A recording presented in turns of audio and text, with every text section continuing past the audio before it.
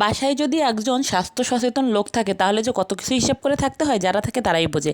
Hi everyone, আমি রিঙ্কু, আমার নতুন একটা ব্লগে সকলকে স্বাগতম। তো আমি ওই যে সকাল সকাল একটা হেলদি ব্রেকফাস্ট নিয়ে চলে আসছি। তো গরম দুধে ওটস ভিজিয়ে রেখেছিলাম, নিয়ে নিলাম হচ্ছে কলা আর আম কেটে নিয়েছি, আর একটু মধু নিয়ে নিলাম। তো মধুটা অপশনাল, নিতেও পারো নাও নিতে পারো, আমটাও অপশনাল। আমি মাঝে মাঝে কলা থাকলে কলা দিয়ে খেয়ে নিই, আপেল থাকলে আপেল দিয়ে খেয়ে নিই, যখন যেটা থাকে। তো আজকে যেহেতু আম আছে কলা আছে দুটোই দিয়ে দিলাম, সাথে একটু মধুও দিলাম, একটু মজা করে খাবো।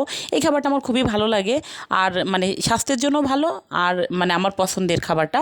তো আমি এদের খাবার খেয়ে নিচ্ছি, আর রিয়ন কাছে নুডলস বানিয়ে দিয়েছি, ও এটা খাবে না, ও খেতে চায় না, তো যার কারণে ওকে দিও না। ওর বাবা খায় আর আমি দেখা যায় খাই। তো আজকে ওর বাবা বাসায় নেই, আমি খেয়ে নিচ্ছি নাস্তাটা। তো নাস্তা করে তারপর হচ্ছে রান্না করতে চলে যাব। তো আজকে রান্না করব হচ্ছে মুরগির মাংস দিয়ে ভুনা খিচুড়ি। অ্যাকচুয়ালি রিয়নের বাবা হচ্ছে এইসব খাবার খেতে চায় না, মানে ও খিচুড়ি খেলে আলাদা করে খিচুড়ি রান্না করো, আলাদা করে মুরগির মাংস রান্না করো। বিরিয়ানি খেতে চায় না, ও হচ্ছে ঝাল মাংসটা পছন্দ করে। তারপরে হচ্ছে রোস্টটা মোটামুটি তাও এখন পছন্দ করে, আগে খেতেই চেত না। পোলাওটাও অতটা বেশি পছন্দ না, ও হচ্ছে শাক সবজি ঝাল মাংস এইসব আর কি পছন্দ করে। তো দেখা যায় ও যখন বাসে থাকে না তখন হচ্ছে আমি আমার আর রিয়নের পছন্দ মতো খাবার রান্না করি, আর খাবার নিয়ে অনেকটা সচেতন, অনেক কিছু হিসাব করে খায় এই আর কি। তো যার কারণে হচ্ছে সচেতন মানুষের সাথে থাকলে নিজেরও অনেক কিছু বাদ দিতে হয়। তো মাঝে মাঝে যখন থাকে না তখন হচ্ছে আমাদের ইচ্ছা মতো খাবার খাই। ও থাকলেও যে খাই না তা না, ও থাকলেও খাওয়া হয়। তো আমি কিন্তু এই যে রান্না বসিয়ে দিয়েছি, মুরগির মাংস কষিয়ে নিচ্ছিলাম।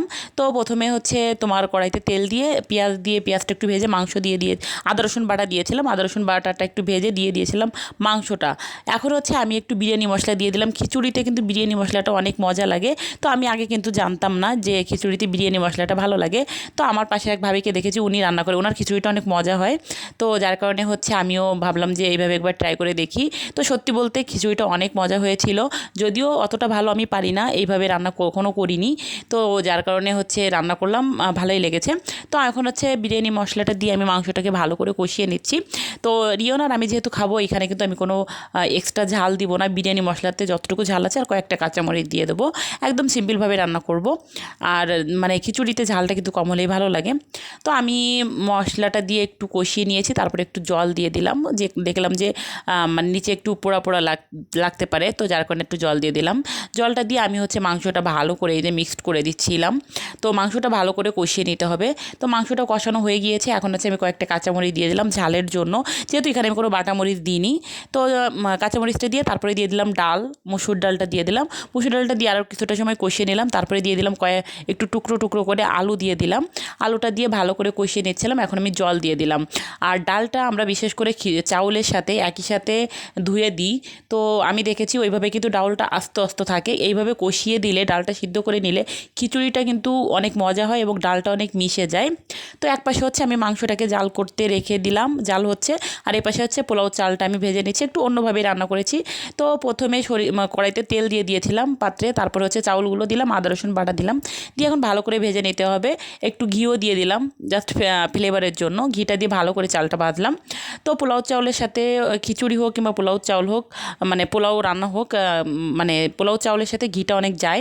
তো জল দিয়ে কিছুটা সময় জাল করে নিলাম, পরিমাণ মতো জল দিয়েছি। এখানে আমি 1.5 গ্লাস চাউল নিয়েছিলাম, তো 3 গ্লাস হচ্ছে আমি জল নিয়েছিলাম। তো চাউলটা একটু সিদ্ধ হলে আমি মাংসের ভিতরে দিয়ে দিলাম, দিয়ে এখন ভালো করে নেড়ে চেড়ে মিশিয়ে দিতে হবে।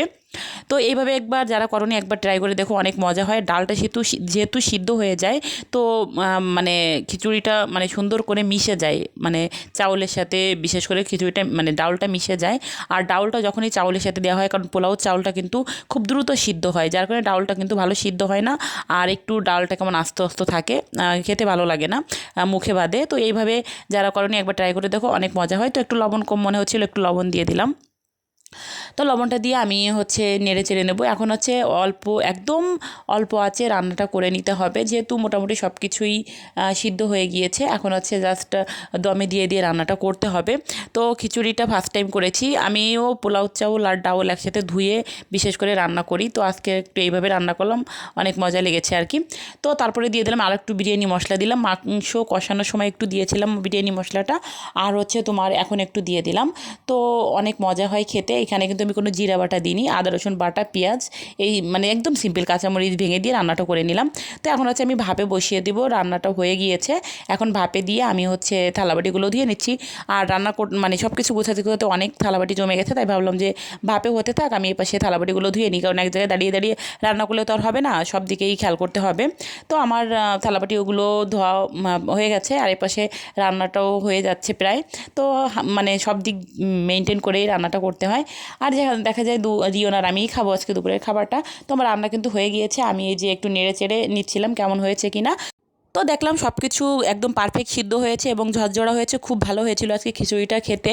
তো আজকের ভিডিওটা এই পর্যন্তই। যদি কিছু ভালো লাগে লাইক করো, কমেন্ট করো, আর প্লিজ ভিডিওটা শেয়ার করে পাশে থেকো। ফেসবুক থেকে দেখলে ফলো দিও, ইউটিউব থেকে দেখলে চ্যানেলটি সাবস্ক্রাইব করে দিও।